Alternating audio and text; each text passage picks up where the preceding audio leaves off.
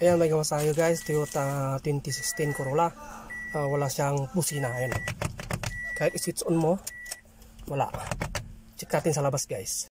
Yan, check natin guys yung kanyang fuse. Ayan. Horn. Ito siya. Natin kung may supply siya. Ayan, may supply siya guys. Pero nakakapagtaka, walang dumarating doon sa kanyang busina na positive. So, check up natin para makita. Wala rin siyang clicking dito sa kanyang relay. Ito yung kanyang relay guys. I-check natin, tatanggalin natin yan. Manual check. Ayan guys, check tayo ng positive wire doon sa terminal. Try natin paganahin yung busina dito. Ayan, gumagana guys.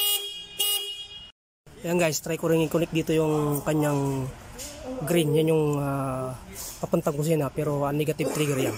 Try natin kung gagana dito. Pag gumana siya, ang sira niya, maaaring yung clock spring. Ayan na. Top green. Ayan o. So confirm na maaaring sira niya yung kanyang clock spring sa loob.